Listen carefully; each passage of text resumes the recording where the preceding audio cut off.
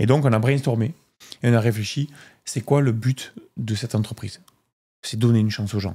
Et moi, je veux prouver au contraire que handicap ne veut pas dire qualité moindre. Au contraire, même nous, on est même meilleurs que nos concurrents, tu vois, en termes de qualité.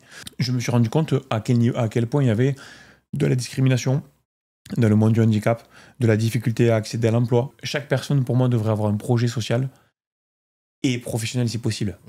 Une utilité. La pire des choses, c'est de ne pas avoir d'utilité.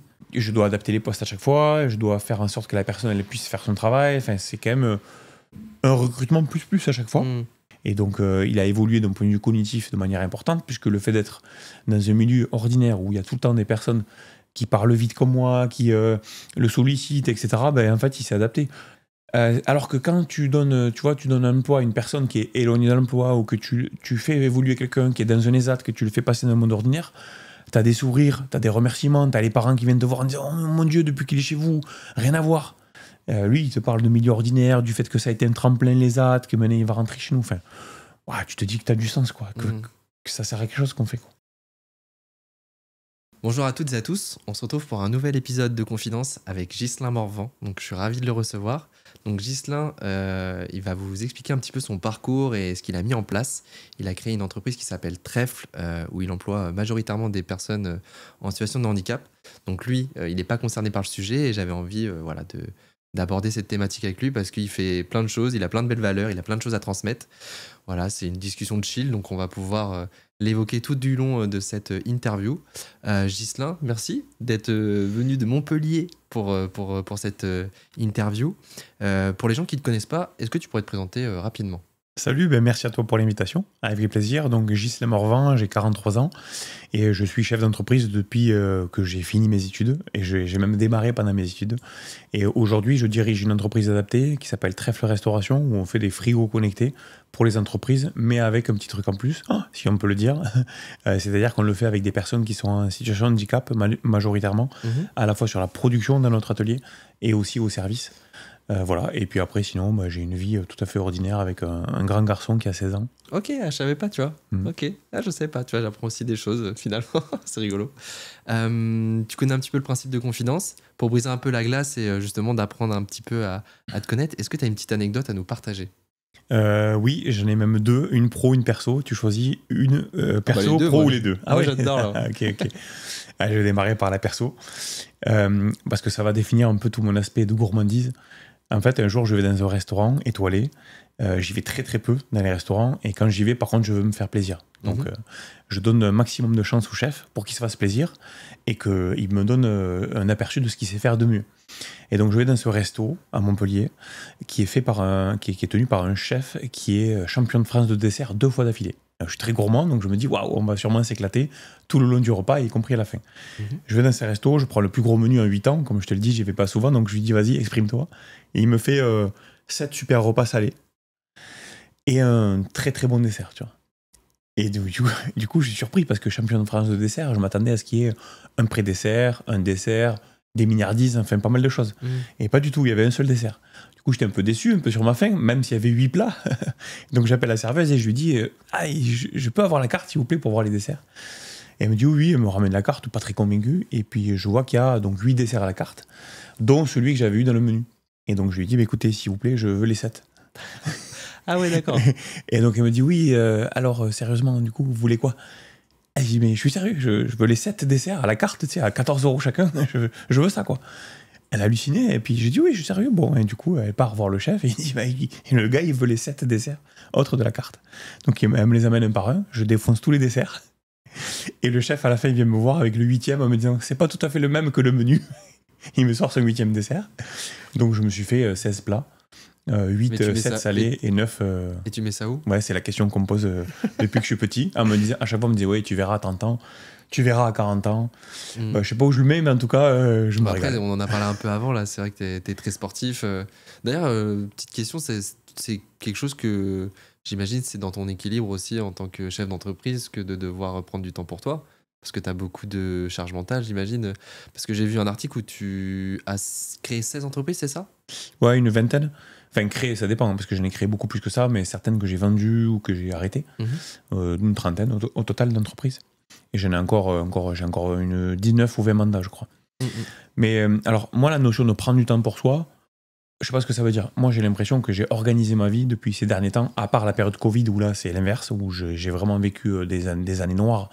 Ah Mais ouais? le reste du temps, ouais. Le reste du temps, j'ai l'impression de faire ce que je veux, quoi. Moi, chef d'entreprise, c'est ce que je veux depuis tout petit. Donc, quand je crée un projet comme je crée Trèfle, je bosse comme un fou, 7-7 des fois. Mais c'est du temps pour moi parce que c'est mon projet pro, tu vois, c'est ce que je veux vraiment faire au fond de moi.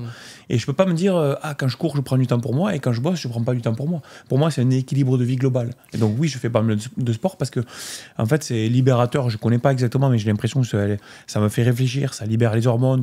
Physiquement, c'est mieux. Au niveau de la santé, c'est mieux aussi. Donc, je me sens bien. Mais très souvent, je dois faire des pauses parce que ça produit de l'idée et je m'enregistre pour dire, ah, j'ai eu cette idée, j'ai eu cette idée. Et quand je reviens, j'ai un taf à réécouter tout ce que j'ai enregistré pendant que je courais, par exemple. Et ça veut dire quoi être chef d'entreprise, du coup, pour toi? Pour moi, ça veut dire créer quelque chose qui permet d'apporter un service à des clients, qui apporte une solution à des travailleurs aussi, donc des collaborateurs, et in fine, dans un modèle économique qui est durable et qui est sain pour que justement la promesse que tu fais à tes clients et à tes salariés, elle puisse tenir dans la durée. Donc j'ai toujours vu mes entreprises comme étant une entreprise pour offrir un projet social et un service à des clients, et évidemment qu'elle soit d'un point de vue économique durable, donc rentable. C'est ça mon Donc là tu as créé Trèfle, mais avant ça, tu avais des entreprises, on va dire que tu as un petit peu expérimenté, tu t'es exercé, tu as appris des choses. Ouais. Tu travailles dans quoi exactement? Dans quelle catégorie de métier? Moi, quand j'étais étudiant, j'ai fait une école, on appelle ça d'ingénierie d'affaires, chargé d'affaires. Et pendant la dernière année, il fallait faire une thèse. Et la thèse, très souvent, tu sais, c'est des choses que tu fais pour avoir le diplôme et après tu mets ça dans un placard, voilà. Et moi, je voulais pas faire ça, je voulais de l'efficience et donc j'ai créé une thèse sur le rachat d'une boîte, l'optimisation. Sauf que je l'ai vraiment fait, quoi, tu vois, je suis allé au bout du projet. Et je l'ai fait, au début, je voulais faire dans une boîte de télécom, là où je faisais mon stage. Et il a pas voulu, et donc j'ai finalement fait dans une boîte de traiteur où j'ai réussi à racheter la boîte, là où j'étais serveur. Ok. Et donc j'ai monté une boîte de traiteur. Et t'étais encore étudiant là? Oui. À cette période. Et donc, Trèfle, donc tu le disais, c'est une entreprise qui emploie des personnes en situation de handicap. Comment t'es venue cette idée? Parce que je crois que t'es pas forcément concerné par le sujet. Pas officiellement. Pas officiellement. Est-ce que tu peux nous refaire un petit peu la genèse de l'histoire et comment t'as créé cette entreprise? Pourquoi? Dans quelle temporalité? Ouais. Alors, c'est un projet d'envergure, et comme tous les projets comme ça, c'est pas un seul facteur. Tu vois, c'est pas genre, mon fils il est comme ça, j'ai décidé de tout claquer pour faire ça. C'est l'histoire de beaucoup de copains qui ont fait ça. Moi, c'est un faisceau de réflexion. C'est un peu long à expliquer, mais grosso modo, il y a plusieurs choses. Première chose, c'est que dans mes activités de traiteur événementiel et toutes les autres activités, j'ai toujours essayé d'avoir de l'impact social au niveau RSE, social, environnemental, biodiversité, de manière sincère. J'ai toujours essayé de faire des choses. Par exemple, quand on a voulu réduire l'impact carbone, mon indicateur, c'était le coût carbone. Donc vraiment, j'ai travaillé là-dessus. Et c'était de manière sincère, c'était que je voulais que ce soit tangible. Et donc, j'ai toujours aimé avoir de l'impact. Deuxième chose, c'est que, arrivé à quasiment 20 ans de traiteur événementiel, on a réussi à hisser le traiteur grand, qui était la boîte un peu de porte-drapeau de mon groupe, au rang de premier de l'Occitanie en qualité et en quantité. Et donc, j'avais envie de nouvel espace de travail et je me suis dit, j'ai envie d'avoir de l'impact sur toute la France. Tu vois, je voulais une autre géographie. Autre chose aussi, c'est que ça faisait 7-8 ans que j'étais impliqué dans la cause du handicap, où on m'avait demandé de m'impliquer dans la commission handicap, dans un syndicat patronal. Et j'avais dit, mais attends, mais j'y connais rien au handicap, j'ai aucune légitimité. Et on m'avait dit, mais si, viens, parce que justement, des gens qui connaissent le handicap, il y en a plein autour de la table. Et nous, ce qu'on veut, c'est que tu apportes un peu de dynamisme, un peu de. Voilà, que tu t'impliques. Et donc j'ai dit, bah ok, pourquoi pas. Et en même temps, je me suis formé dans le campus de l'inclusion. C'est une école de dirigeants pour être plus inclusif sur les achats, sur le recrutement. Et donc je me suis formé. Moi, chaque fois que je m'implique dans un sujet, j'ai besoin de comprendre et de connaître. Tu vois, je peux pas le faire. D'ailleurs, le podcast, en venant chez toi et en même temps en recevant, c'est aussi une forme d'apprentissage continu, tu vois, pour rencontrer des parcours, voir des choses. Moi, j'ai besoin d'apprendre. Et donc j'ai fait ça. Et en fait, en faisant tout ça, je me suis rendu compte à quel point il y avait de la discrimination dans le monde du handicap, de la difficulté à accéder à l'emploi. Alors évidemment, des problèmes d'accessibilité aussi dans la vie de tous les jours, mais moi qui aime l'emploi, le social, le projet social, à quel point il y avait un taux de chômage beaucoup plus élevé. Enfin, voilà, je me suis rendu compte à quel point il y avait du travail, il y avait de l'impact à mener, et où, quand tu faisais quelque chose, tu avais un retour immédiat. Et c'est ce qui me manquait, moi, quand je m'impliquais, tu vois, dans des sujets comme l'écologie. Tu vois, j'ai innové complètement dans le mode du transport traiteur. j'ai réussi à diminuer de 36% l'impact carbone de mon activité. Donc je sais que je fais le bien pour la société, mais c'est pas pour ça que le lendemain j'ai un peu plus froid ou il fait moins chaud. Tu vois, l'impact il est dans la durée, donc t'as pas la récompense immédiate. Ouais, c'est pas tangible quoi. Ouais, c'est tangible parce que tu mets des chiffres, mais tu le vois pas de tes yeux. Ouais. Alors que quand tu donnes un emploi à une personne qui est éloignée de l'emploi ou que tu fais évoluer quelqu'un qui est dans un ESAT, que tu le fais passer dans le monde ordinaire, t'as des sourires, t'as des remerciements, t'as les parents qui viennent te voir en disant « Oh mon Dieu, depuis qu'il est chez vous, rien à voir ». C'est immédiat, quoi, c'est concret. Et là, quand t'es sensible, en tout cas, ça te fait quelque chose, tu vois, tu ressens. Et donc, je trouvais ça génial comme mission et comme impact. Voilà. Et dernier point aussi, dernier faisceau de réflexion, c'est que je vois aussi beaucoup de sociétés et d'entrepreneurs s'investir dans l'intelligence artificielle, dans l'automatisation, dans les frigos connectés, automatiques, dépourvus d'humains, tu vois. Et je me suis dit, mince, il y a effectivement une révolution à faire dans la restauration d'entreprise pour la rendre beaucoup plus accessible aux salariés et aussi meilleure en termes de coût. Ouais. Mais pourquoi on le fait avec de l'automatique, avec des puces RFID? Pourquoi on a tout vu toujours sous l'angle on veut pas de salariés, on veut justement faire en sorte que ça soit dépourvu? Et donc j'ai dit, allez, entre le besoin dans le monde du handicap, le besoin de restauration, ma capacité, moi, à faire des plats depuis des années, le fait que je viens en contradiction avec la technologie, pour moi, la technologie, elle aide l'humain, elle n'est pas là pour le remplacer. Enfin, tout ça, tu vois, tu mets tout bout à bout, tu secoues dans un shaker géant, et après, un ami que j'ai rencontré, enfin, que je connais, qui m'a un peu poussé, tu vois, à m'impliquer davantage dans le monde du handicap, ben, ça a créé Trèfle Restauration avec le statut entreprise adaptée pour relier tout ça. On est sur un territoire national, je fais de la super bonne nourriture, je fais des frigos connectés, mais avec quelque chose en plus qui a une personne qui va faire le service. Alors c'est sûr que je gagnerai moins d'argent, mais en tout cas je trouve que l'impact il est beaucoup plus grand.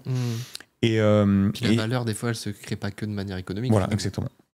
Donc voilà, tu vois, c'est tout un chemin de réflexion. Et voilà. Bon, en fait, c'est ouf parce que moi, ça me fait venir plein de questions. Déjà, je pense que tu as des gens qui savent pas ce que c'est la RSE. Peut-être que tu peux aussi l'expliquer pour des gens qui regarderaient la vidéo et qui savent pas ce que c'est. Ouais, la RSE, c'est la responsabilité sociétale des entreprises.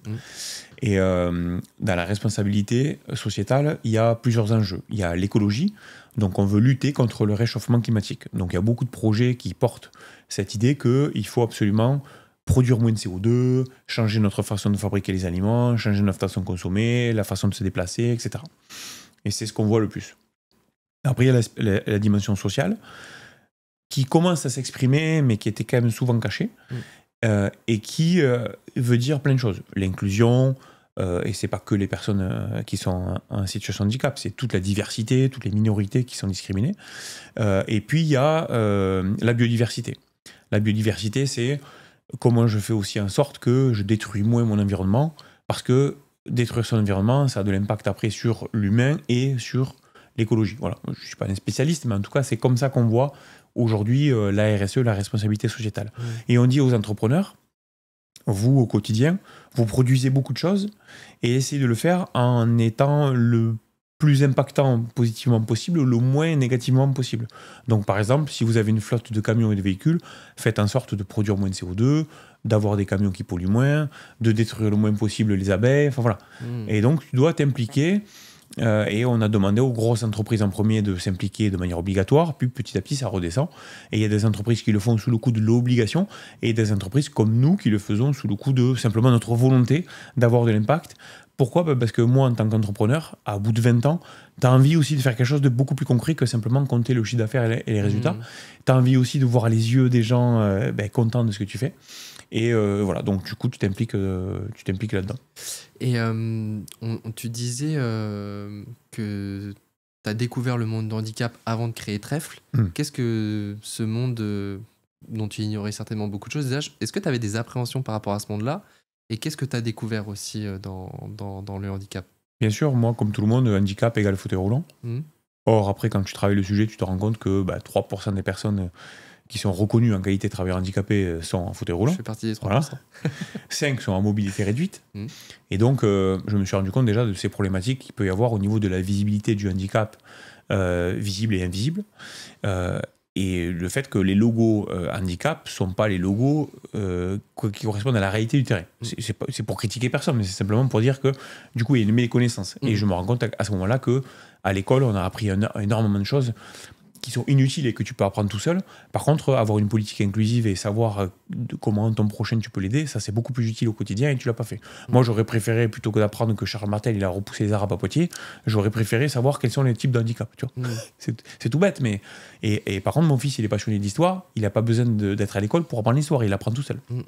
Et nous, c'est l'inverse. On nous apprend des trucs qui servent à rien à l'école et les choses qui servent au quotidien, tu vois, pour avoir une vie sociale plus inclusive, on nous l'apprend pas vraiment. Ça a sûrement un peu changé, mais je pense qu'il faut aller plus loin là-dessus. Donc j'ai été dans cette position d'ignorant. Et après, je me suis rendu compte petit à petit aussi qu'au sein de personnes discriminées, tu avais à nouveau de la discrimination. Tu vois, on parlait des personnes qui sont en fauteuil roulant, ben, tu vas avoir deux clans, les personnes accidentées et les personnes non accidentées. Avec cette méconnaissance aussi du fait que toi, quand tu es accidenté, ben, tu avais une assurance qui fait que tu as couvert, donc tu as peut-être une rente de l'assurance, alors que la personne qui est née avec un handicap ou qui est en fauteuil, ben, elle a juste l'allocation.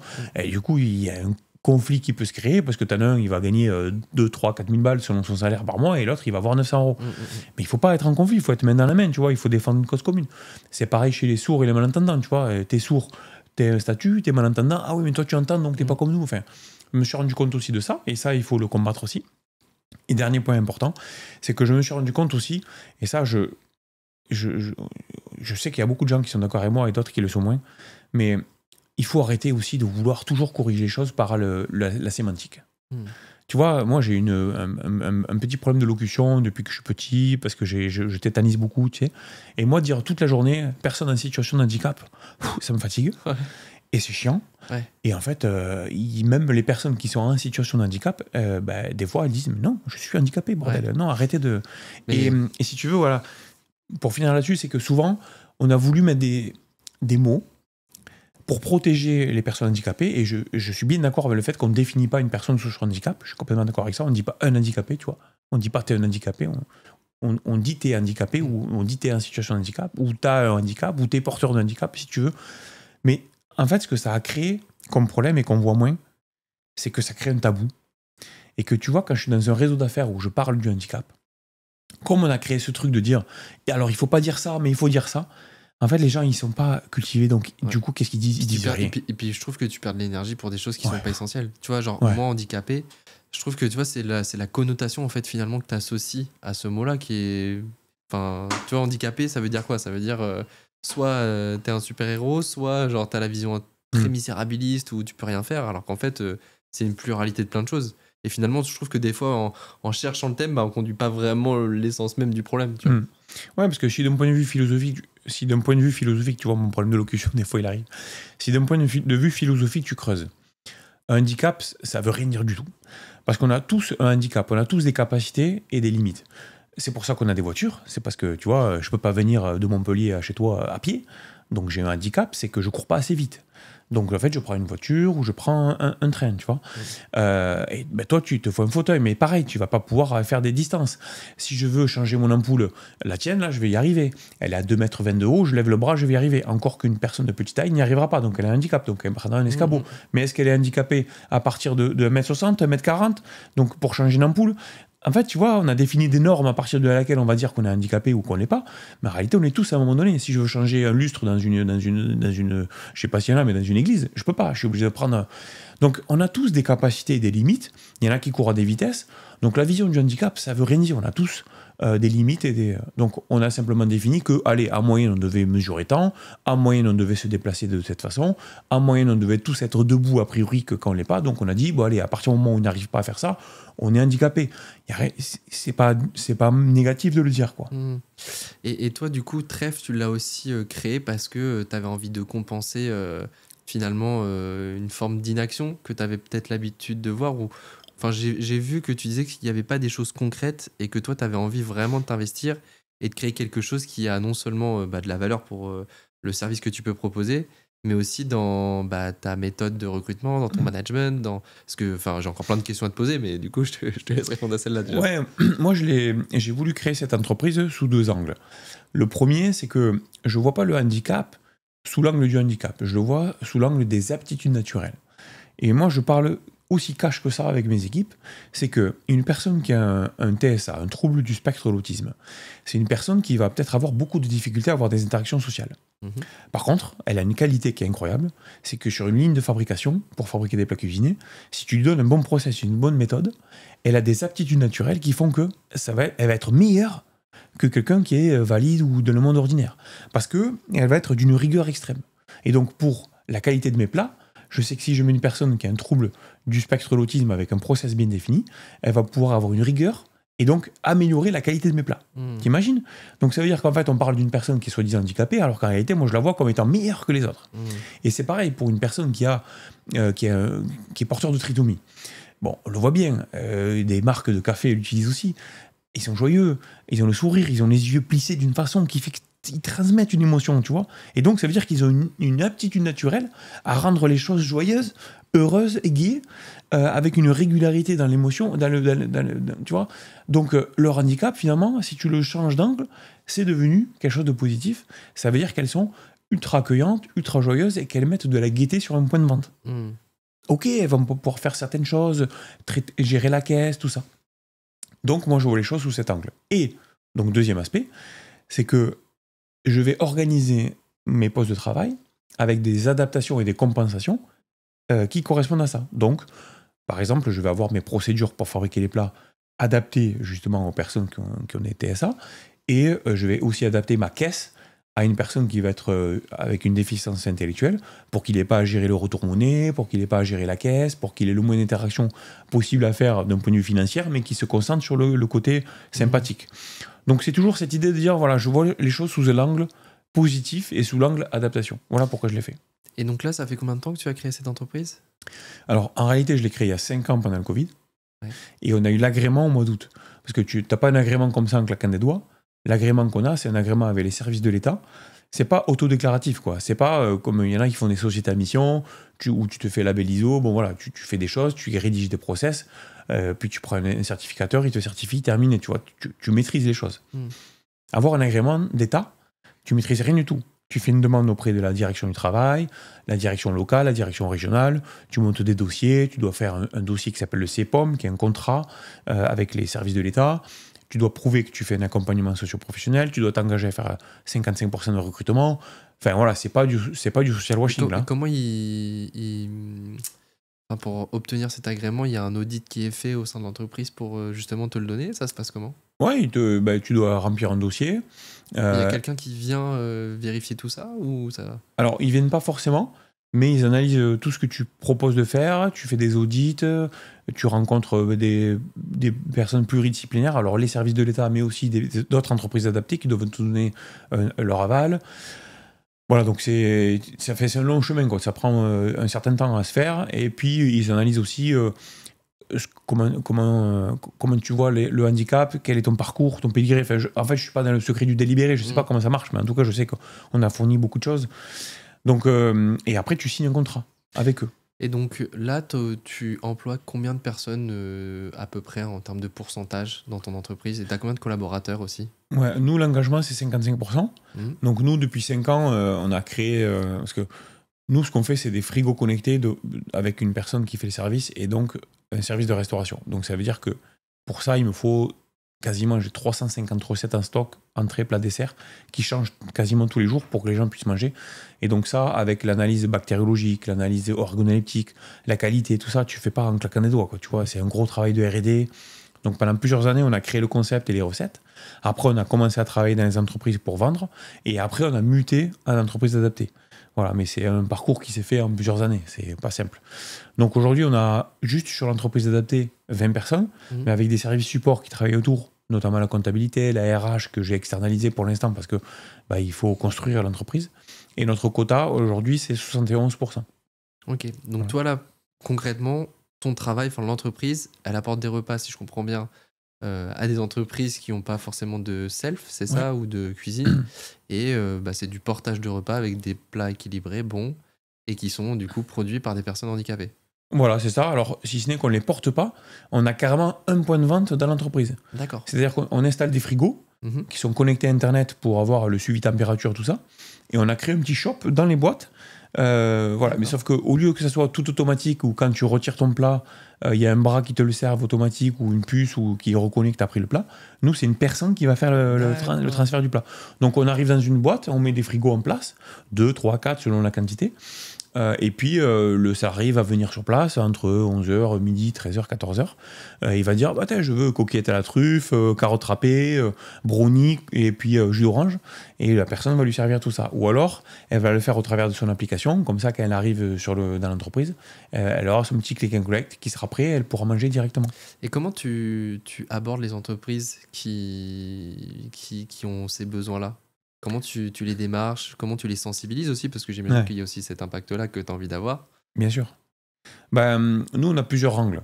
Il y a soit le angle du handicap, donc c'est la politique handicap, le référent handicap qui veut faire quelque chose de concret. Tu vois, tout à l'heure, tu m'as dit, j'ai pas rebondi dessus, mais tu m'as dit, souvent les gens parlent, mais il n'y a pas grand-chose qui se fait. C'est vrai qu'aujourd'hui, les boîtes, au début, quand elles ont voulu faire de l'inclusion, elles ont fait le duo D, la semaine du handicap. Mais après, derrière, moi, je leur disais, ouais, mais le gars, lui, c'est toute l'année qu'il veut bouffer, qu'il veut aller au bar, qu'il veut aller inviter sa copine ou quoi. C'est pas juste le jour du duo D, quoi. Donc, c'est vrai qu'il fallait gratter la couche du vernis et aller plus loin. Et donc, les référents handicap sont des gens qui sont hyper impliqués, qui ont pris cette mission-là et qui ont envie de faire des choses concrètes. Et moi, je leur dis, avec nous, c'est génial. Tu fais bien manger à tes collaborateurs, tu leur rends du pouvoir d'achat, tu as une personne qui est sur place à l'accueil qui te fait le service. Enfin, c'est hyper concret. Après, tu as l'angle aussi de l'économie de taxe AGFIP. Comme toutes les entreprises doivent recruter au moins 6% de personnes handicapées et qu'elles n'y arrivent pas toutes, elles payent des contributions si elles n'atteignent pas le quota. En nous faisant travailler, nous, en tant qu'entreprise adaptée, à nouveau, je leur dis, vous apportez un service à vos collaborateurs et ce que vous me payez pour faire ce service-là, vous le défalquez de votre déclaration obligatoire. Donc, vous récupérez des sous. Donc, c'est plus intéressant même que le loyer de frigo connecté. Après, tu as l'angle QVT, services généraux, services immobiliers des entreprises. Les gens qui géraient les RIE, les restaurants d'entreprise, qui veulent changer, qui veulent muter, qui trouvent que c'est plus forcément au goût des collaborateurs, voilà. Donc, ils nous prennent aussi. Enfin, tu vois, nous, on a plusieurs angles. Soit le service général, soit le service immobilier, soit la QVT, soit le DRH, soit l'angle financier, soit le référent handicap, quoi. Et pour les gens pour un chef d'entreprise qui aurait de l'appréhension, des peurs, tu vois, de recruter une personne en situation de handicap, c'est quoi les conseils que tu lui donnerais, toi, pour justement faire un peu fi de tout ça? Ouais. Alors ça, c'est rentrer dans les mœurs, parce qu'aujourd'hui, on a l'habitude de travailler avec des ESAT pour faire la mise en boîte, pour faire les espaces verts, pour faire la blanchisserie. Donc, c'est rentrer quand même dans les mœurs que de faire confiance à une entreprise adaptée ou un ESAT dont c'est les métiers. Et moi, justement, je leur dis, écoutez, j'ai bien compris que vous n'arrivez pas à vous... déjà, avec beaucoup d'entreprises, il faut le reconnaître, qui galèrent à recruter, ne serait-ce que recruter tout court, tu vois. On ne parle même pas de handicap, rien du tout. Beaucoup de boîtes cherchent à employer, elles n'y arrivent pas. Donc, si en plus, tu leur dis, ah oui, en plus, il faut mettre des filtres, handicap et tout, enfin, ils te disent, attends, moi, mec, déjà, moi, je veux trouver des gens pour bosser, pour développer mon activité. Donc, moi, je leur dis, faites-nous confiance pour ça. C'est notre taf que d'adapter les postes, de manager.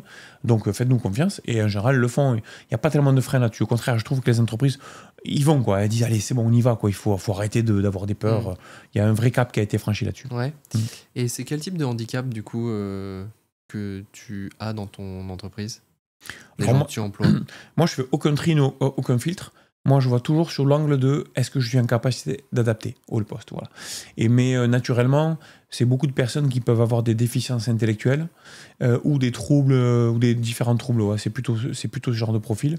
Et après, j'ai des personnes aussi qui ont des reconnaissances à une qualité de travailleur handicapé parce qu'ils ont vraiment ils ont eu des accidents, ils ont des problèmes de dos importants, assez sévères, où il faut du télétravail, il faut des sièges particuliers. Voilà, c'est un peu les trois catégories.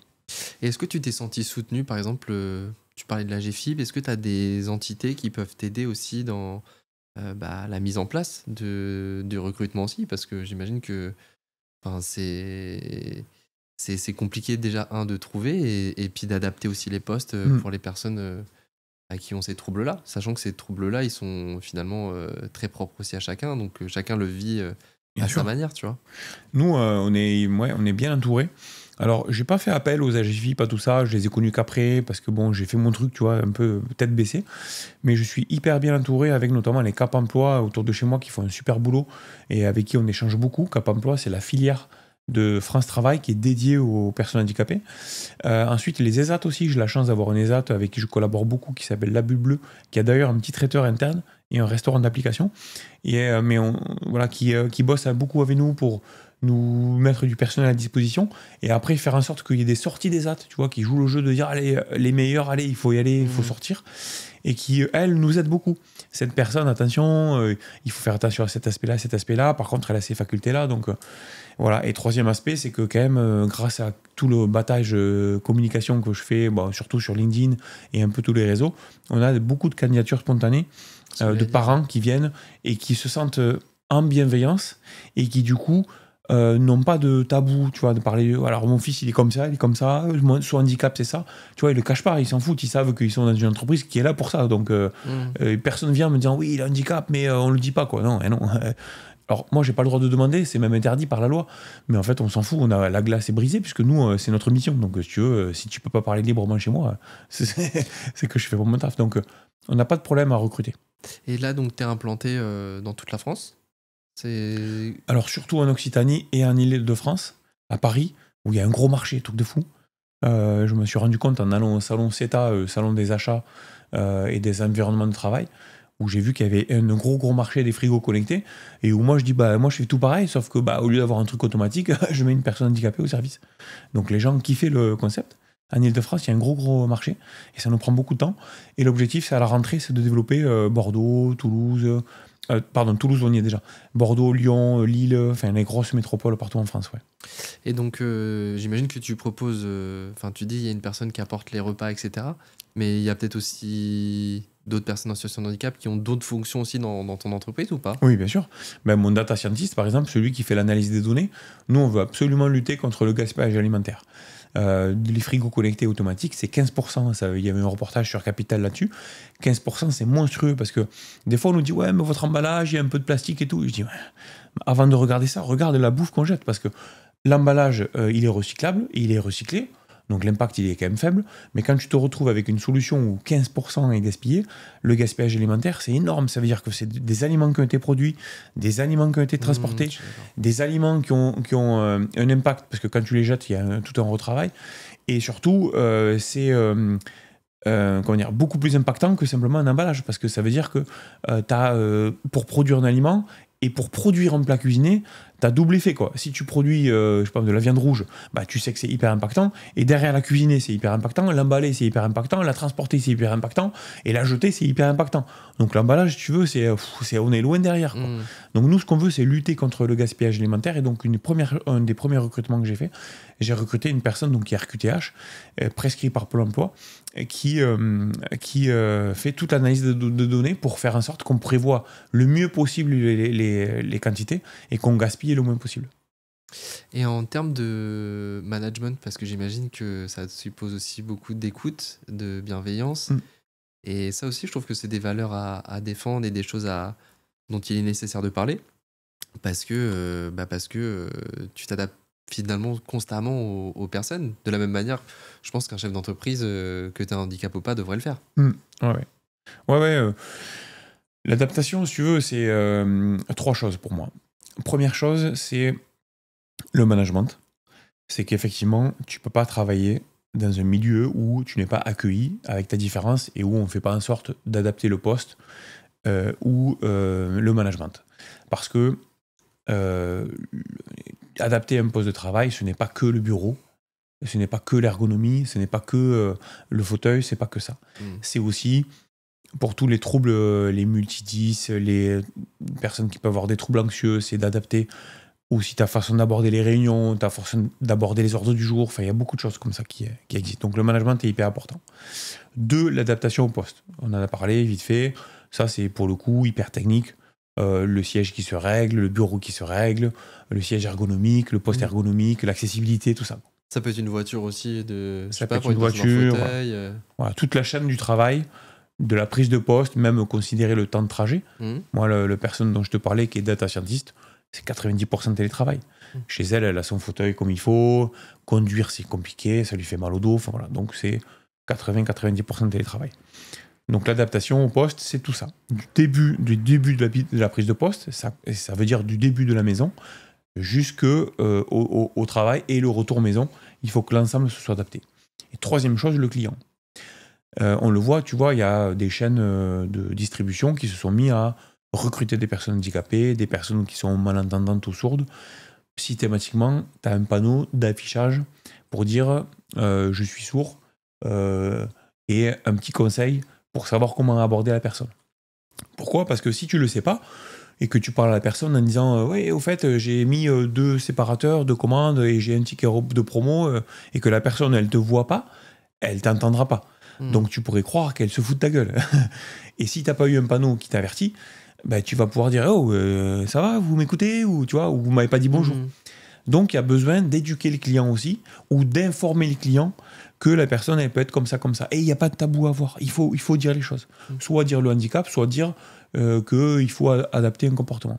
Donc si tu fais ces 3 choses, tu es dans un monde inclusif et tu es dans un monde où chacun est toléré et accepté avec sa différence et où chacun va adapter son comportement. Ouais, puis je crois que tu disais aussi que tu laissais aussi un temps d'adaptation pour voir s'il y a un poste. Enfin, je trouve ça fort quand même de laisser le choix finalement à quelqu'un de voir là où il pourrait être bon et de lui laisser là aussi où il se sentira à l'aise. Ouais. Je sais que tu as cette approche-là, en tout cas vis-à-vis des gens que tu recrutes. Carrément, mais ça, je ne l'ai pas que sur les personnes handicapées, je l'ai pour tous mes postes. Moi, j'ai un gars, il est rentré une fois pour avoir un poste, il en a fait 4 avant d'arriver au bon, quoi. Et c'est le 4e qui était le bon. Et aujourd'hui, il s'épanouit pleinement et il m'apporte énormément de choses. Pourquoi ? Parce qu'en fait, je l'ai recruté sur des aptitudes et du savoir-être. Pas sur les compétences. Et ce qui fait que quand je l'ai mis sur un poste, il s'avérait qu'après coup, il n'avait pas forcément les compétences. Et on a essayé de lui faire apprendre ou de lui faire en sorte qu'il apprenne. Il n'a pas été au rendez-vous, ça n'a pas été. Voilà. Bon. Mais en fait, il avait des aptitudes et un savoir-être qui me plaisait. Donc du coup, hop, il a bougé. Et à la fin, il a réussi à avoir un poste où il s'épanouit. Et où je sais que j'ai totale confiance, qu'il est impliqué. Donc moi, j'ai toujours eu cette culture où finalement, le CV, je ne regarde pas trop, les compétences, je ne regarde pas trop. Je me dis que les gens peuvent apprendre. Des fois, ça marche, des fois, ça marche pas. Par contre, la confiance et l'intégrité, la gentillesse, la bienveillance, ça, tu l'as ou tu l'as pas. Hein, tu peux pas l'apprendre. Hein. Mais en fait, tu laisses ta chance. Et d'ailleurs, on n'en a pas parlé, mais pourquoi trèfle ? Je te tends le bâton, mais... Alors, je sais pas si je vais répondre comme tu l'attends. Trèfle, ça symbolise la chance. Ouais. Et si tu veux, moi, je suis arrivé dans mon agence de com en disant, les gars, j'ai une idée de fou. Je veux faire des frigos connectés inclusifs.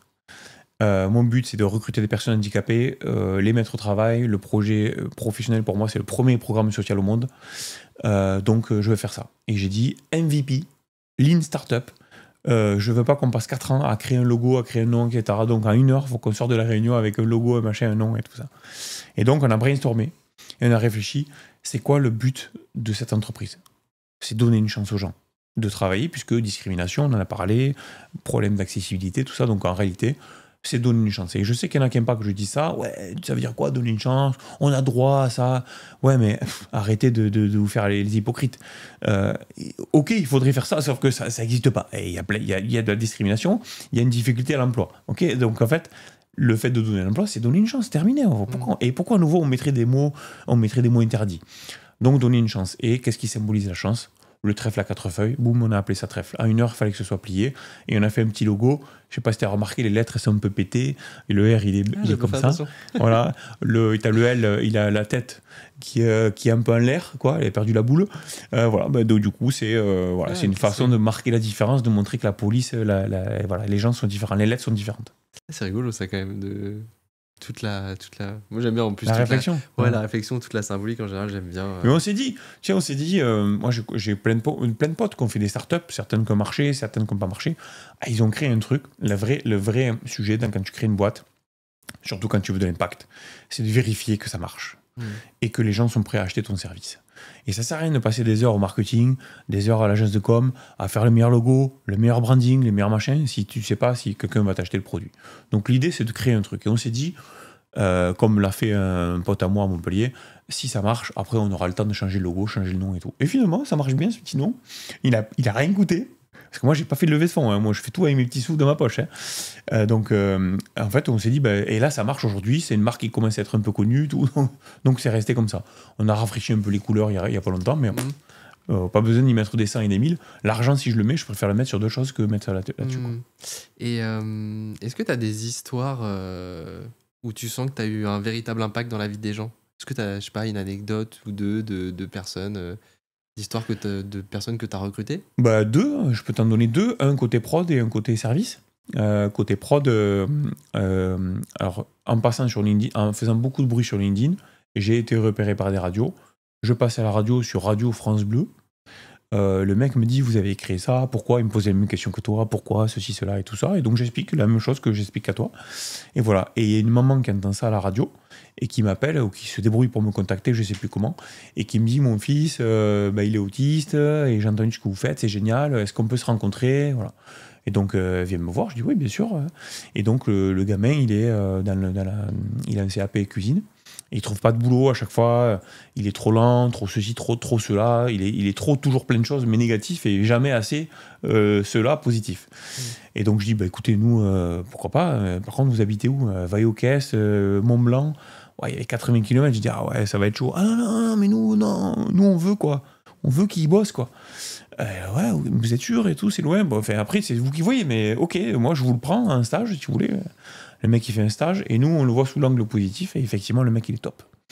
Et donc on le prend en stage et finalement il a signé son CDI avec nous, donc il a un poste de travail. Les parents sont venus il n'y a pas longtemps pour faire les réunions d'accompagnement socio-professionnel qui sont un des engagements qu'on a nous en entreprise adaptée. On a fait une réunion avec tout le monde et les parents sont venus l'amener cette fois-ci à la réunion et non pas à la cuisine.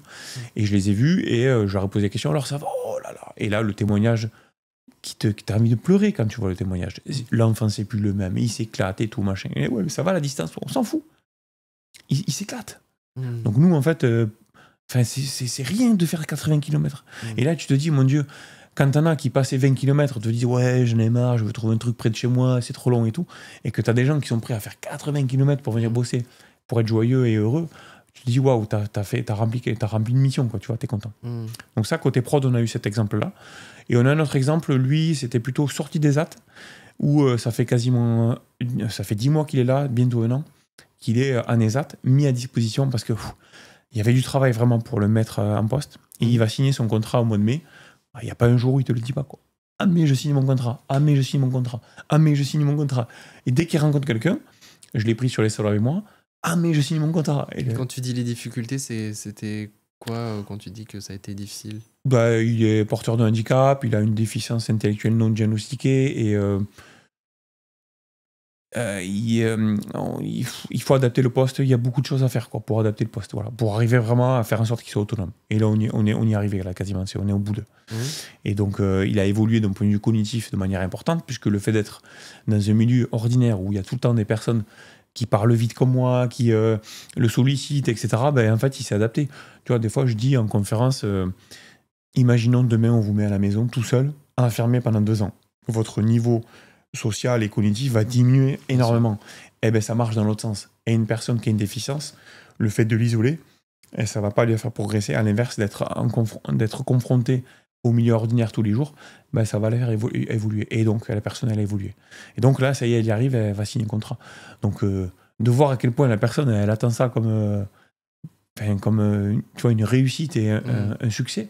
Lui, il te parle de milieu ordinaire, du fait que ça a été un tremplin les AT, que maintenant il va rentrer chez nous. Enfin, tu te dis que tu as du sens, quoi, que ça sert à quelque chose qu'on fait. Quoi. Et on parle de recrutement. Tu recrutes en ce moment ou pas? Nous, on recrute tout le temps en cuisine. Donc, on est à Mont-Blanc, à côté de Béziers. On a une cuisine centrale qui est dédiée justement à la fabrication des plats cuisinés dans l'entreprise adaptée. Donc, on recrute des personnes ici, à tous les postes. Chef de prod, production, mise en barquette, cuisinier, enfin tous les postes. Et on recrute aussi en service corner, service cantine pour faire le service. Voilà. Et donc à chaque fois qu'on communique sur un recrutement, on le fait sur LinkedIn ou ailleurs. Voilà, donc oui, on recrute tout le temps. C'est plus spontané de manière générale ou est-ce que tu fais quand même des offres sur... Parce que je pense que je pourrais le mettre aussi en description. Tu as un site qui explique un petit peu quelle est l'entreprise, etc. Est-ce que tu mets des annonces? Ouais, j'ai un petit site qu'on m'a offert, parce que comme je t'ai dit, nous on n'a pas fait de levée de fonds, on a tout fait avec nos petits sous, et il y a une copine qui gère des sites qui m'a offert la page. On n'a pas trop la possibilité de communiquer dessus, mais moi je fais beaucoup sur LinkedIn. Et après, ouais, ça se fait beaucoup de candidatures spontanées, quoi. Ouais. Et d'ailleurs, ça sera peut-être plus sur la seconde partie de cette interview parce que j'ai aussi des questions à te poser un peu de manière un peu plus perso. Donc là, tu nous parles de l'entreprise. On voit que tu es animé viscéralement par la volonté de bien faire. Est-ce que tu as des citations ou une citation que tu voudrais nous partager qui drive un petit peu ton quotidien? Ouais. Alors j'en ai une, mais qui a rien à voir justement avec le handicap. Je voulais pas qu'on reste focus là-dessus. Et j'en ai une qui a drivé un peu tout mon... Ton parcours? Pas tout mon parcours, mais toute mon approche vis-à-vis à la fois des clients, des collaborateurs, et qui permet de niveler les choses par le haut. Et je vais te la lire parce qu'elle est quand même assez complexe. Elle est un peu longue. C'est une citation de John Ruskin, qui est un économiste essayiste anglais, et qui disait la chose suivante. Il n'y a rien dans ce monde que quelqu'un ne puisse faire de un peu moins bien et vendre meilleur marché. Ceux qui n'accordent d'importance qu'au seul prix sont la proie de cet individu, car s'il est stupide de payer trop cher, il est pire de ne pas payer assez. Lorsque vous payez trop cher, vous perdez seulement un peu d'argent. Lorsque vous payez trop peu, vous perdez parfois tout, car le produit que vous avez acheté n'est pas capable de faire ce pourquoi vous l'avez acheté. La loi du juste prix et du juste équilibre dans les affaires interdit d'obtenir beaucoup en payant trop peu. C'est impossible. Si vous voulez traiter avec le moins disant, donc le moins cher, il est en effet avisé d'ajouter en contrepartie le risque auquel vous vous exposez. En faisant cela, vous disposez donc en fait de suffisamment d'argent pour payer quelque chose de mieux. C'est énormissime. Ça veut dire plein de choses. Ça veut dire qu'il y a une loi du juste prix qui fait que si, en tant qu'acheteur ou en tant que vendeur, on cherche toujours à faire du prix, il y a une loi économique qui fait que de toute façon, quoi qu'il arrive, on sait qu'il y a quelque chose qui va être dégradé. Et si jamais on prend quelque chose de dégradé, on risque d'avoir quelque chose qui ne fait pas ce qu'on voulait acheter. Et si jamais on fait ça, il faut provisionner le risque que ça ne fera pas ce qu'il faut, donc il faut peut-être se dire qu'il faudra le racheter plus tard. Et donc du coup, si on doit le racheter 2 fois ou 3 fois, ou si finalement on doit acheter le truc plus cher, finalement on avait les sous peut-être pour acheter le truc le mieux. Tu vois, tu as acheté des micros là, ils ont l'air de bonne qualité, tu as mis le prix. Tu aurais pu acheter des trucs à 30 € peut-être, ou beaucoup moins cher, mais le son est pas bon.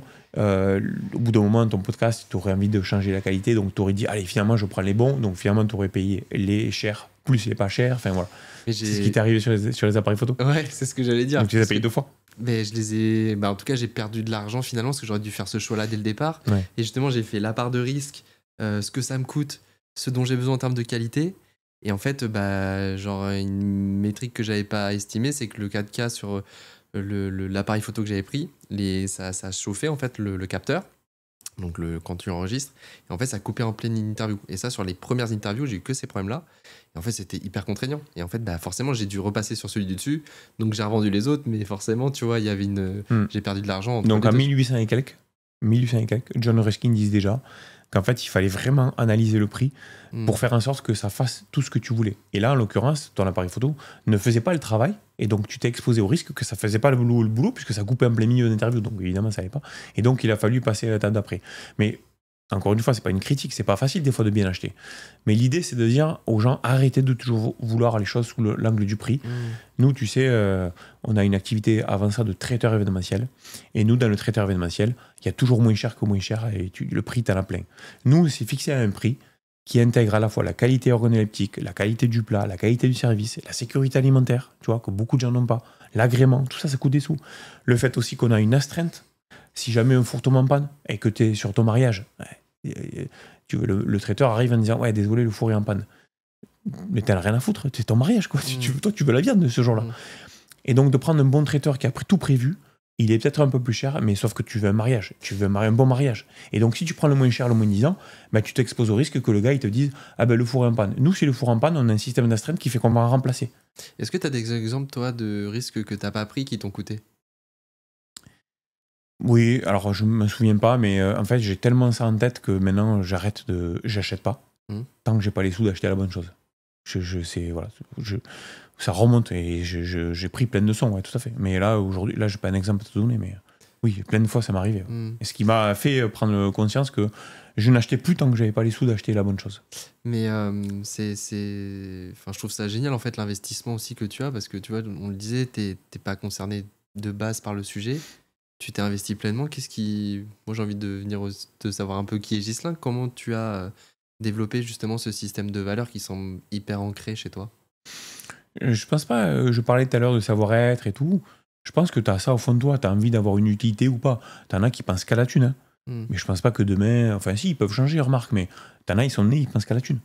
Donc, qu'est-ce que tu veux faire? Et, tu vois, et ils sont comme ça, tu vas pas leur poser la question. Et alors, qu'est-ce qui t'a motivé, du coup, à penser qu'à la thune?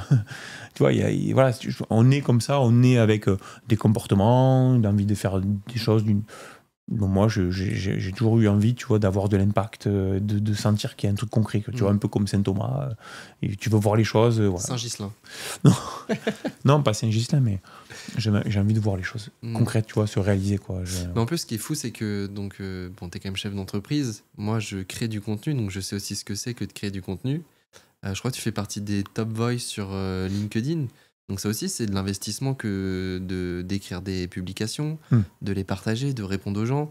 Là, tu vois, tu le disais, de faire venir cette personne avec la maman qui t'avait contacté. T'as créé un podcast aussi. Donc je pense qu'on se rejoint aussi sur ce système de valeurs où t'as envie de transmettre, t'as envie de sensibiliser, t'as envie de faire plein de choses. Enfin, je trouve ça assez exceptionnel de réaliser tout ça. Tu sais, moi, j'ai toujours fait partie de clubs et d'associations de façon bénévole pour aider les chefs d'entreprise à dénouer des problèmes, ou la commission handicap, tu sais. Et donc, je passais du temps aussi à dire des choses, voilà. Mais je le faisais en one-to-one ou autre. Et l'impact, il était pas duplicable, il n'était pas scalable. Et quand j'ai fait ce projet de trèfle restauration, je me suis dit, plutôt que de sensibiliser les autres pour créer de l'emploi, je vais créer de l'emploi moi, et de là m'en servir comme un socle pour sensibiliser.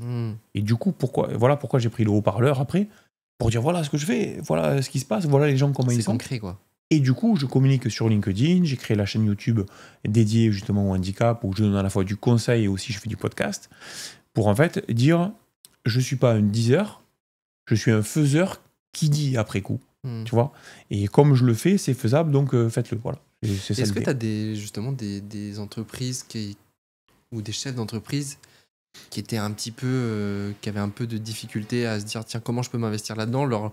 Le truc leur paraissait peut-être trop gros à réaliser. Tu vois, tu le disais aussi tout à l'heure, quand tu dois adapter un poste, etc., alors qu'il a déjà du mal à recruter. Est-ce que justement, il y en a qui vont venir te solliciter aussi pour ces conseils-là? En fait, je pense que beaucoup d'entrepreneurs ont envie de faire des choses bien. Il y en a très peu, il y en a qui s'en foutent complet de tous les sujets écologiques, de tous les sujets sociaux, qui pensent qu'à la thune, qu'à avoir la plus grosse caisse et la plus grosse baraque. Et voilà. Il y en a beaucoup, à l'inverse, qui cherchent à avoir du sens, de l'impact. Mais le problème, c'est souvent les solutions. Ils sont pris par le quotidien, leur modèle économique, les différentes crises depuis des années, les gilets jaunes, le Covid, la guerre en Ukraine. Donc ils ont ça au quotidien à traiter. Et donc, si tu veux, l'impact que tu peux avoir, des fois, c'est un peu passé au second rang. Et ce qu'ils aiment avec ma solution, c'est que c'est plug and play.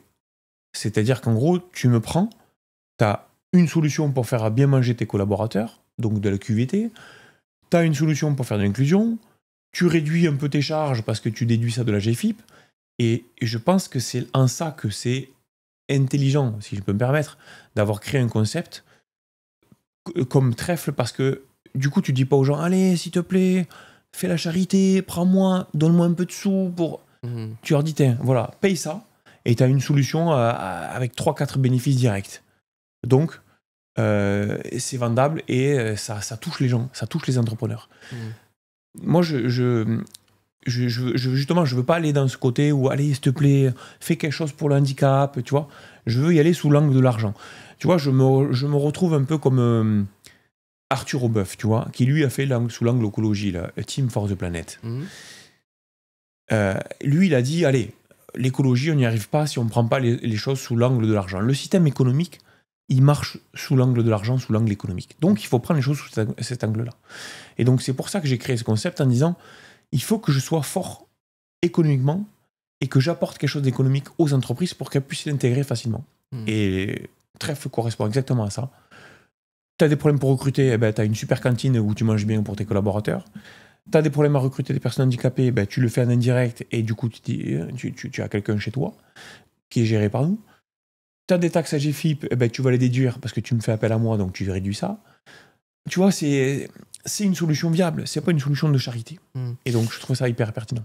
Et donc là, t'es avec Trèfle. Est-ce que tu as des idées justement de développer justement ce côté un peu inclusif dans d'autres, je sais pas, projections d'entreprise, pas forcément dans la restauration d'ailleurs. Ouais. Trèfle, c'est un peu le cheval de Troie, c'est que tu rentres et puis tu dis ça, et après tu pourrais... Moi, mon rêve, ça serait de bâtir tout un écosystème autour justement de l'inclusion dans une entreprise, pour dire, essayer de faire en sorte qu'elle puisse pousser le curseur au maximum, et dire, bon, demain, voilà, on va étudier tous les postes de travail pour lesquels on peut faire de l'inclusion, pour ramener... Mon objectif, moi, c'est ramener le taux de chômage au même niveau que le taux du monde ordinaire. Voilà. Si moi je suis pas un économiste, je suis pas ministre de l'économie, donc je peux pas travailler sur le taux de handicap, le taux de chômage, mais je peux travailler sur le fait que le taux de chômage des personnes handicapées revienne au taux économique. Voilà. Donc si l'économie française fait que le taux de chômage il est à 7%, eh ben, le taux de chômage des personnes handicapées doit être aussi maximum de 7%. Ouais, tu vois, c'est ça. Je crois qu'il est du double d'ailleurs. Voilà, il est au double. Alors, purée, là je pourrais t'en faire un laïus aussi. Il était à 17% il y a quelques années. Il est passé à 12. Donc il est un peu moins du double aujourd'hui. Mais il est au double, effectivement. Double, c'est trop. Mais moi, la statistique de dire il était à 17, il est passé à 12, c'est une statistique qui est très mauvaise à analyser. Pourquoi ? Eh bien, parce qu'il y a eu beaucoup de campagnes qui ont été menées dans les entreprises pour faire sortir ce que j'appelle, moi, les RQTH cachés. Des personnes qui sont reconnues en qualité de travailleur handicapé, mais qui n'étaient pas reconnues officiellement. Pardon, des personnes qui pouvaient être reconnues, mais qui n'étaient pas reconnues. Et donc, quand tu secoues un peu tout ça, et que tu as une personne qui se manifeste, 2 personnes qui se manifestent dans une entreprise de 3 à 4, et que tu en fais plusieurs, tu fais monter le nombre de personnes handicapées, mais ces personnes, elles sont employées. Donc, quelque part, tu fais diminuer le taux de chômage. Parce que tu fais émerger des personnes handicapées, mais qui sont déjà dans le monde du travail. Donc, d'un point de vue pourcentage, c'est le problème de la statistique en pourcentage. Tu fais baisser le pourcentage, mais en valeur absolue, si tu avais 500 000 personnes qui cherchaient du boulot, il y a toujours 500 000 personnes. Sauf que ces 500 000 personnes, au lieu d'être 500 000 personnes sur 1 million, elles sont 500 000 personnes sur 1,5 million, puisqu'il y en a 500 000 qui ont été soulevées comme ça, tu vois. Donc le taux, il est pas bon. Donc pour moi, c'est pour ça que la bonne chose, c'est de dire que le taux, il doit être au même niveau que les autres. Voilà. Et pas de dire, c'était à 17, c'est à 12, bravo. Eh non. Parce qu'en fait, il y a plein de trucs qui ont été soulevés. Quoi, tu vois. Donc attention à ça. Et qu'est-ce qui manque d'après toi pour justement faire baisser ce taux ? Il faut chercher des personnes qui sont aujourd'hui éloignées de l'emploi, au chômage, qui n'ont pas de travail, et les faire entrer dans le monde du travail. Il ne faut pas prendre des gens qui sont au boulot et qui sont... pas reconnus pour les faire reconnaître. Tu imagines, c'est pas bon, quoi, la statistique, elle est mauvaise. Ouais. Donc on a tant de personnes qui sont au chômage et qui sont pour certaines éloignées de l'emploi. Faisons en sorte de travailler pour les ramener dans le monde du travail. Est-ce qu'il y a eu des cas où tu n'as pas pu adapter la situation de la personne pour l'employabilité ? Oui, ça m'arrive plein de fois. Une déficience intellectuelle trop lourde et pourtant il y a besoin de prendre l'autonomie. Là j'ai une personne vraiment été très très abîmée au niveau du dos, la posturologie, tout ça, même avec un fauteuil maintien on n'a pas réussi, voilà. Donc oui, des fois il y a des échecs. Si tu veux, dans le monde du handicap, tout à l'heure on a parlé même de toi, la finesse avec laquelle tu peux avoir de l'autonomie, pas de l'autonomie. On parlait d'une connaissance en commun, Romain. Tu vois, selon si c'est 6, c'est 7, tu vois. Tu te rends compte juste sur ton cas, la différence que vous pouvez avoir dans le monde du handicap, ça veut rien dire. Il y a de tout. Il y a des personnes qui ont des déficiences motrices, intellectuelles, surdité, tu vois. Donc, tu vas avoir des personnes qui pourront aller dans le monde ordinaire, classique, des personnes qui devront aller dans le monde ordinaire adapté comme nous, des personnes qui devront aller dans le monde protégé, où là, c'est pas le droit du travail, c'est un autre droit qui est appliqué, parce qu'il faut qu'elles soient vraiment encadrées, et tu as des personnes qui n'arriveront jamais à rentrer dans le monde du travail, qui sont plutôt dans des endroits où on est plutôt à leur faire du loisir. Donc, tu vois, je divise en 4, mais en fait, tu as des sous-catégories, et des fois, j'y arrive pas, effectivement. Moi, je suis dans le monde ordinaire adapté, donc j'ai quand même une logique économique et une logique où la personne elle doit avoir de l'autonomie. Et comment tu le vis, toi, personnellement ? C'est un échec. Mon rêve, ça serait d'avoir un ESAT à côté pour dire attends, alors je te mets dans l'ESAT, tu vois, moi j'aimerais juste. En fait, l'idée, c'est que chaque personne, pour moi, devrait avoir un projet social et professionnel si possible. Une utilité. La pire des choses, c'est de ne pas avoir d'utilité. Tu vois, t'imagines, tu as eu un accident où tu as un handicap de naissance et tu te sens inutile dans la société. Mais mon Dieu, mais c'est le principal sujet qui est soulevé. Je me sens inutile. Si demain, tu peux offrir une utilité à tous, je pense que c'est d'un point de vue. D'un point de vue humain, en tout cas personnel, tu te sens beaucoup mieux quoi, dans la vie de la société. Mais ce que j'aime bien, c'est que on sent que tu as envie de donner l'envie aussi aux gens de s'autoriser, tu vois, à faire des choses ou à rêver ou avoir un travail là, de manière très concrète. Et c'est aussi pour ça que tu as créé le format. Ça s'appelle comment d'ailleurs ton format en podcast que tu as créé? Alors, moi, la chaîne, c'est Ghislain Morvan, tout simplement. Je ne savais pas quoi mettre, du coup, je mets mon nom. Et après, dessous, j'ai mis la chaîne podcast qui s'appelle Inspire. Le but, c'est d'inspirer les gens sur des parcours ou des personnes qui aident. Et après, les conseils, c'est une autre c'est une autre sous-catégorie, une autre playlist en dessous où je donne les conseils. Et ça, c'était un peu dans cette volonté, justement, de donner l'envie aux gens? Ouais. De créer tout ça? Ouais, tu le disais aussi d'inspirer, voilà, de dire aux gens, c'est possible, on peut le faire. Voilà, ouais, tout à fait. Ouais. Et écoute, en vrai, je trouve ça formidable. Donc, merci, ouais. je trouve ça très très cool. Donc là, ça fait 5 ans que tu as créé Trèfle. Donc c'est quand même. Créer la boîte, puis elle est devenue Trèfle après. Ah oui. Et entreprise adaptée encore après. Voilà. D'accord. Ça s'est fait par étapes. Ça s'est fait par étapes. Ouais. Donc bon, c'est encore précoce quand même. Enfin, on est au début de l'aventure, mais on est hyper mature, on a une capacité de faire beaucoup de choses. Mais effectivement, ça y est, maintenant on cherche à développer l'Occitanie, Montpellier, Toulouse et Île-de-France, Paris à fond. Ouais. Et comment on pourrait t'aider à développer ces régions-là? Comment alors ces régions et les autres. Alors ces régions-là, simplement, eh bien, s'il y a des entreprises qui ont des frigos connectés et qui ont envie d'avoir une alternative plus humaine, plus engagée, ça veut dire qu'ils ont déjà l'idée qu'il faut rendre une entreprise, pour moi, qui a un frigo connecté, c'est une entreprise qui a déjà compris beaucoup de choses. Il faut rendre accessible la restauration à ses collaborateurs, il faut faire en sorte qu'il y ait un service et il faut les faire mieux manger. Et du coup, nous, on a une alternative à l'automatisation totale avec les personnes. Donc du coup, elles pourraient encore franchir un cap en se disant que cette fois-ci, elles le font de façon inclusive, pour pas plus cher, puisqu'elles ont déjà mobilisé cet argent. Au lieu que ce soit un loyer pur, c'est une prestation de service déductible. Et c'est quoi ta typologie d'entreprise qui fait appel à toi? Plus de 200 salariés. Plus de 200 salariés. Ou à partir de 100, mais avec une vraie politique volontariste d'apporter un service. Ouais, donc ça peut pas être les petites PME. Ça peut être une petite PME, mais moi, les gens, la question qu'on me pose souvent, c'est il faut combien pour que vous soyez rentable et que ça vaille le coup? Et moi, je leur dis non. En fait, c'est pas ça la bonne question. C'est à partir de combien la personne que je vais mettre chez vous, elle va avoir une utilité socio-professionnelle. Parce que si je la sors de derrière la Xbox chez elle pour revenir chez vous et se rouler les pouces, j'aurais pas rempli ma mission qui est d'offrir une utilité socio-professionnelle. Moi, ce que je veux, c'est que la personne, elle ait des interactions sociales et elle puisse dire aux gens au moins 15 ou 20 fois dans la journée: oh, ce plat, c'est le nouveau, il est super bon, goûtez-le, ou je vous conseille ça, ou oh, c'est vendredi, là, il faut prendre les lasagnes bolo parce qu'elles sont à moitié prix. Tu vois. Enfin, moi, je veux que la personne, elle ait cette utilité. Donc, 15, 20, 30 repas par jour. Donc là, tu vois, je suis dans une boîte où ils sont que 60, mais l'entreprise a une vraie politique de dire à ses salariés: je veux que vous mangiez là, que vous passiez un bon moment, et elle subventionne le repas pour dire mangez sur place. Et donc, ils sont 60, on vend quasiment 30 plats par jour, c'est nickel. Après, sinon, dans un schéma classique, c'est plutôt une boîte qui a 100, 200 salariés. Et quelle est la finalité? Où est-ce que tu as envie d'aller avec tout ça? Quel est le rêve un peu de la continuité de Trèfle? Ben, moi, j'aimerais, de manière tangible, créer l'emploi. Si je veux être aligné avec mon côté tangible, mon rêve, ça serait de créer 500 emplois inclusifs en France dans les entreprises, qui est 500 points de vente avec à chaque fois une personne, tu vois, qui a trouvé un boulot partout en France. Donc, ça veut dire 500 chefs d'entreprise, ou 500 entreprises, 500 DRH, ou je sais pas qui a dit: allez, moi, je fais le choix de prendre un frigo connecté avec cette personne en plus, cette inclusion en plus, parce que j'y crois, parce que, en fait, on m'apporte un service super. En plus, c'est délicieux. Moi, ma façon de closer mes rendez-vous, c'est à chaque fois d'amener des plats. Nous, on est vraiment des traiteurs, tu vois. Donc, l'amour du produit, c'est la base, quoi. On n'est pas des mecs de la tech qui sont venus sur le produit. Nous, à la base, on est sur le produit. Donc, je sais que quand je leur fais goûter mes coquillettes à la truffe, mon poulet coco, mon dos de lieu avec mes petits épinards revenus, enfin, voilà. Je sais que je les tue, les gens. Ils se régalent, quoi. Alors, moi, je suis un peu déçu. Je suis venu sans rien. Parce que moi, j'ai pas eu les coquillettes à la truffe. C'est vrai qu'on est venu les mains dans les poches. Non, on n'est pas venu les mains dans les poches, mais tu sais que je peux t'expédier ça par contre au chrono fraîche. Je peux te faire un petit colis. Mais on fera un deal alors. Tu feras une publication pour montrer ta dégustation. On fera une collab. Mais du coup, tu voulais me poser la question de comment on peut m'aider. Eh ben, j'invite tous les petits influenceurs. Je leur envoie un colis chrono fraîche avec plein de petits plats.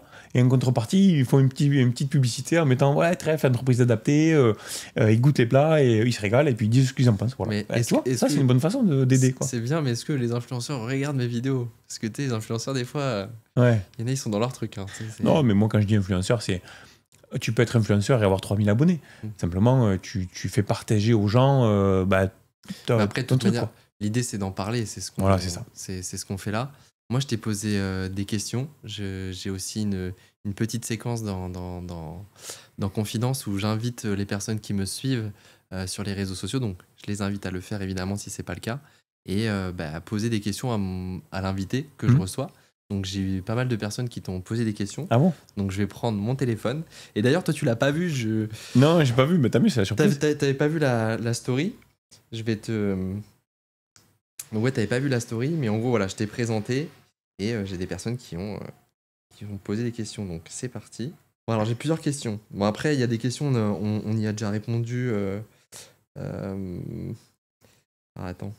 Tu vois, comment lui est venue cette idée, brillantissime idée de Frigo. Ouf, merci.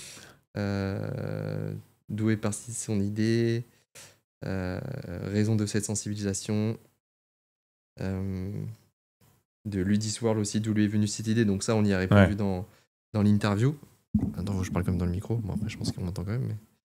Mais... après, j'ai des gens, j'en ai plusieurs qui m'ont dit est-ce qu'il y a des emplois autour de Toulouse, de Euros avant tout? T'as Tigari qui dit y a-t-il un développement de prévu dans les Hauts-de-France? Parce que ça, c'est pareil. Alors, il m'a envoyé un message en privé. Il y a Clément qui m'a envoyé un message en privé. Donc, c'est celui qui demande s'il y a un développement prévu dans le Nord. Dans les prochaines années, il me dit étant issu des métiers de bouche, cuisinier puis boulanger, ça m'intéresserait sûrement beaucoup. Alors, je suis en train de répondre à un dossier justement là-haut. Alors, le Hauts-de-France, c'est un peu grand, mais je suis en train de répondre à un dossier. Nous, on a prévu de s'installer partout. Justement, moi, je veux garder cette culture où c'est un milieu urbain, mais aussi un milieu des fois un peu reculé, qu'il faut créer l'emploi. D'ailleurs, c'est pour ça qu'une cuisine que j'ai faite, elle est faite en milieu rural, parce que c'est un endroit qui prioritaire l'emploi des personnes handicapées. On ne peut pas le faire que dans les métropoles, tu vois. On ne peut pas massifier. Voilà. Donc moi, je veux vraiment, un peu comme un service public, la poste, tu vois, même si tu envoies un courrier au mec au fond de la rue, et que pour la poste, c'est pas rentable d'aller donner le courrier où il fait 1 kilomètre pour juste une enveloppe, la poste le fait quand même, parce qu'elle a cette mission de devoir... Voilà. Mais moi, je veux un peu cette idée, quoi, tu vois.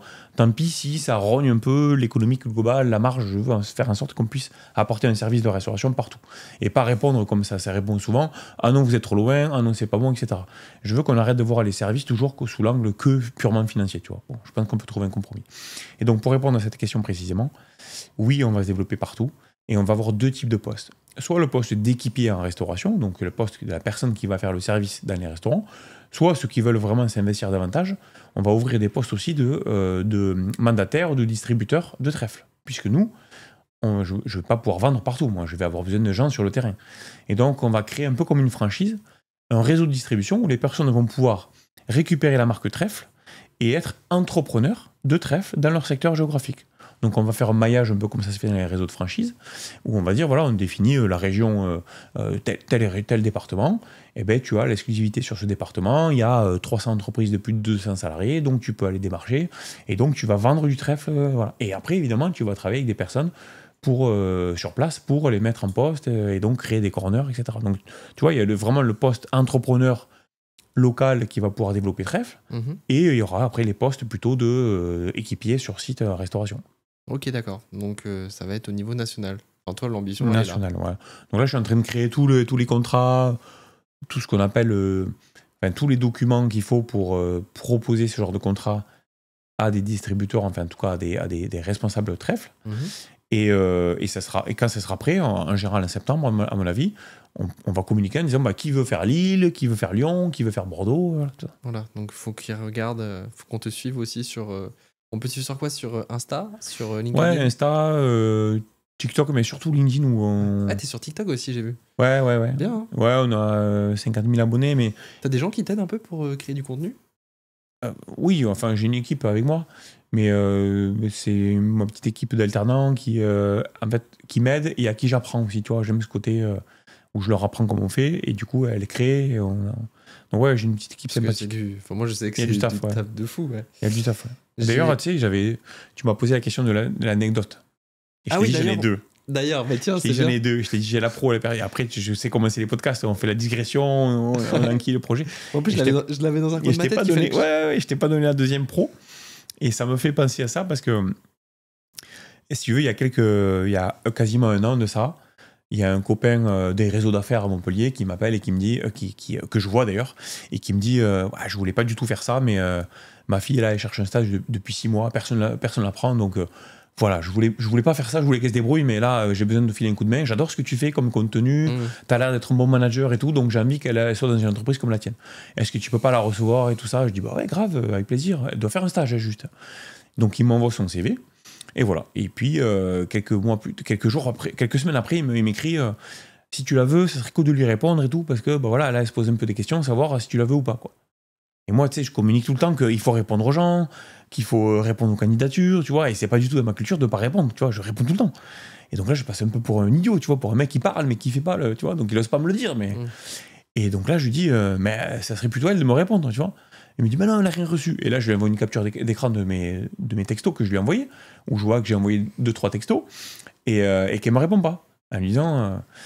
Il me dit, ah, espèce de boulet, tu t'es trompé de numéro. Et du coup, je regarde le CV. Et c'était elle qui s'était trompée de numéro sur son CV. Ah merde. C'était elle qui s'était trompée. Et donc là, alors là, du coup, mort de rire. Et je lui dis, non, regarde le CV. Et donc, je lui dis, tu m'étonnes que depuis 6 mois, elle n'arrive pas à trouver. Et ça se trouve, la meuf, elle a plein de demandes. Mais c'est quelqu'un d'autre qui reçoit. Oh, malheur. Et donc, du coup, oh là, le malaise dans la famille et tout. Donc, ça a été hyper rigolo. Et du coup, j'ai quand même pris un stage, tu vois. Franchement, c'était trop marrant l'histoire, quoi. Donc, elle est venue. La fille était top. En plus, elle était super sympa. Et je lui ai dit, bon, par contre, il faut absolument qu'on fasse un post LinkedIn là-dessus. Tu vois, donc on a fait un post un peu rigolo comme ça, en mode elle s'est trompée de numéro sur son CV, bon, je l'ai quand même prise et tout. Le post avait buzzé en plus, c'était rigolo. Et donc je l'ai prise en stage. Et donc elle a fait un super stage, c'était cool. Après elle est jeune, donc justement je lui ai appris sur l'autonomie, tu vois, il y a plein de choses, mais c'est hyper impliqué. Et quelques mois plus tard, elle veut faire un apprentissage, un contrat d'apprentissage. Et donc elle postule chez moi, et là elle se dit allez, là pour le coup j'ai compris qui c'était Ghislain, donc je vais faire un truc délire. Et donc son CV, c'est une BD qu'elle m'envoie en me disant Ghislain, comme je sais que t'es super pris, plutôt que faire l'entretien d'embauche, on va galérer, puis de toute façon ça sert à rien, tu t'en fous toi. J'ai fait une BD de comment ça allait se passer l'entretien d'embauche, et du coup plus besoin de le faire, prends-moi directement, quoi. Et là, la BD, c'était, elle arrive dans mon bureau, donc elle avait parodié mon bureau, parce qu'à ce moment-là, j'avais une fuite à la clim, donc elle avait refait le gloop. Elle avait montré que je jetais le CV, elle me dit, moi, Ghislain, je veux postuler. Et je dis, ouais, qu'est-ce que tu veux faire chez moi? Et donc, elle fait la discussion sur la BD, et à la fin, elle me dit, bon, ben voilà, je vais vous apporter tout ça. Moi, l'avantage, c'est que j'ai déjà fait un stage, donc je connais Trèfle, je pourrais m'occuper des petits nouveaux et tout ça. Et à la fin, je fais, youpi, c'est elle que je veux, je la prends. Et du coup, elle m'a dit, voilà, j'ai déjà scénarisé l'entretien d'embauche, pas besoin de le faire, donc je viens. Et j'ai répondu, ok, tu démarres lundi. Voilà. Donc t'imagines l'histoire de fou. Et donc du coup, on a fait un deuxième post avec le CV qui a fait rigoler tout le monde. C'est fou quand même. Bon, bah, et donc tout ça pourquoi? Parce que c'est elle aujourd'hui qui fait YouTube, qui fait pas mal de choses sur Instagram. Elle est mon assistante réseaux sociaux et YouTube, elle fait les montages, elle a appris à faire les montages sur CapCut, elle fait plein de choses, quoi, avec moi, là-dessus. Puis c'est un sacré... Vas-y. Hein? Puis c'est un sacré travail de créer du contenu. Sacré boulot, ouais. Donc bravo à elle, et pour ce parcours. Bah, bravo à elle, et puis... Et cette audace. Ouais, et puis là, faut plus qu'elle se trompe sur le numéro maintenant. J'ai Claudine qui me dit, quelle est la plus-value d'embaucher des personnes en situation de handicap? L'impact, le sens, le fait que, comme j'ai dit, on travaille sur des personnes qui sont plus éloignées, qui ont un problème d'accessibilité. Après, est-ce que par plus-value, elle entend, comme souvent on me le dit, les subventions, les aides, comme quoi on paye moins de charges? Les gens ils disent ça. Ah bon, voilà, bon, du coup je réponds pas à ça. Peut-être qu'il y en a un autre qui l'a fait. Ouais, non. La plus-value, c'est ce que j'ai dit tout à l'heure. L'impact. J'ai Ludix50 qui dit, comment se vendre malgré notre handicap? Malgré se vendre. Donc s'il veut se vendre, ça veut dire qu'il veut faire du commerce de lui-même. Et il a raison de le faire. Et donc quand tu fais ça, la première des choses à faire, c'est faire de la découverte. Quand tu vends quelque chose, avant de parler et d'argumenter, il faut découvrir qui t'as en face. Ça marche quand tu veux vendre un produit ou un service. Donc la première des choses à faire, c'est regarder quelle est l'entreprise où elle postule. Si l'entreprise a une politique bienveillante, elle communique sur de l'inclusion, etc., tant mieux. Si elle ne communique pas du tout là-dessus, c'est difficile. Donc peut-être déjà peut-être plus délicat. Mais il y a beaucoup d'entreprises aujourd'hui qui communiquent sur une politique d'inclusion et autres. Et donc il faut trouver les arguments pour s'aligner avec leurs valeurs. En disant, j'ai vu sur votre site que vous parliez de ça, que vous vouliez devenir la référence en matière de... je corresponds parfaitement à ça parce que j'ai ça et ça. Fini de parler de mon handicap, maintenant parle de mon compétence, tu vois. Donc tu peux y aller sous l'angle des valeurs. Ouais, Tu peux te vendre avec les valeurs. C'est hyper intéressant. Donc tu peux regarder les réseaux sociaux, le site internet des entreprises que tu vises et les challenger sur leurs valeurs. Vous dites ça, donc du coup, ça correspond bien à moi sur l'aspect valeur. Maintenant, on va parler compétences et je corresponds parfaitement. Ouais, c'est bien comme approche, je trouve. J'ai Charlotte CBN qui dit: quelle principale difficulté identifie-t-il pour développer Trèfle? Comment y faire face selon lui? Repose la question, pardon. Alors, c'est: quelle principale difficulté identifie-t-il pour développer Trèfle? Comment y faire face selon lui? Ok. L'identification de la difficulté, c'est que je dois adapter les postes à chaque fois, je dois faire en sorte que la personne elle puisse faire son travail. Enfin, c'est quand même un recrutement plus à chaque fois. Voilà, c'est la seule difficulté parce que le besoin il est là, le marché il est là. Voilà. Et après, c'est de faire comprendre aux entreprises aussi que handicap, pour celles qui en doutent encore, ne veut pas dire compétence en moins. Parce que des fois, une fois, on m'a posé la question dans un grand groupe. Oui, mais du coup, est-ce que c'est bon? Est-ce que ça va aller et tout? Parce que c'est vrai qu'à une époque, il y a eu des ESAT qui ont fait des services qui n'étaient pas tout à fait top, où on avait l'impression qu'on devait travailler avec eux par charité. Et moi, je veux prouver au contraire que handicap ne veut pas dire qualité moindre. Au contraire, même nous, on est même meilleurs que nos concurrents, tu vois, en termes de qualité.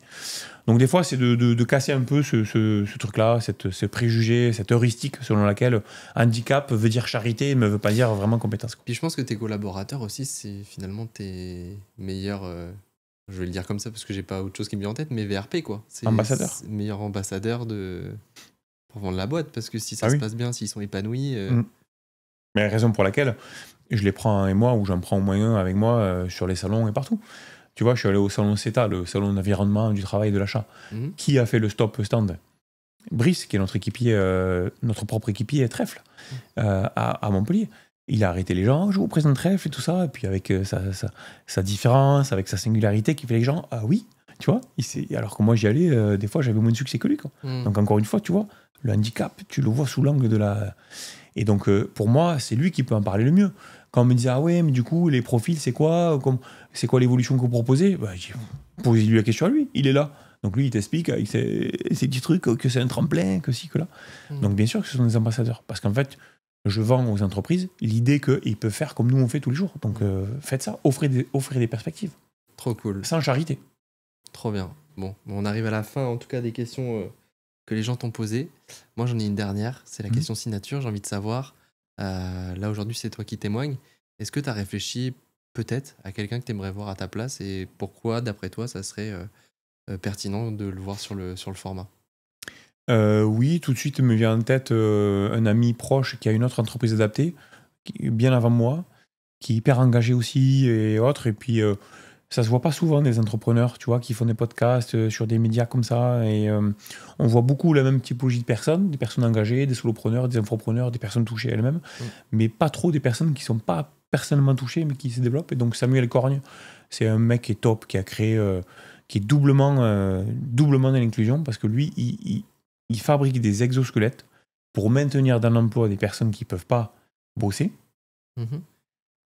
qui ont un handicap, par exemple, tu vois, ou pour prévenir le risque des troubles musculo-squelettiques et faire en sorte que la personne ne soit pas RQTH plus tard. Et il le fait avec une entreprise adaptée. T'imagines le double effet qui se coule, quoi. Le gars, il bosse avec des personnes handicapées pour faire en sorte que les personnes handicapées puissent bosser dans les entreprises et en plus en faisant en sorte aussi que celles qui ne le sont pas ne le deviennent pas.